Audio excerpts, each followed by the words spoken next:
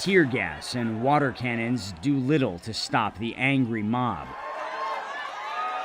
From breaking down barriers at the office of Sri Lanka's Prime Minister, they breach the compound, occupying yet another seat of power, briefly forcing their state broadcaster off the air. For days, protesters have occupied the presidential palace in Colombo, taking advantage of the fully equipped gym, grand piano, and swimming pool, soaking up the luxurious lifestyle of an exiled leader who was living large as everyday people stood in hours-long lines for basic essentials. They got rich while the poor became poorer because they didn't have anything to bother whether they stood in a queue. President Gotabaya Rajapaksa, part of a privileged political dynasty, he and his brothers ran Sri Lanka like a family business and ran its economy into the ground. The situation is extremely dire. I mean, it's been bad for several months now. We've had long queues to get essential items, long power cuts, medicine is in short supply.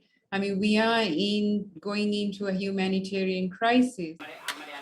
Sri Lanka's worst financial crisis in 70 years, blamed on bad deals costing billions, bankrupting an entire nation. Food, fuel, medicine in desperately short supply. That desperation fanning the flames of rage.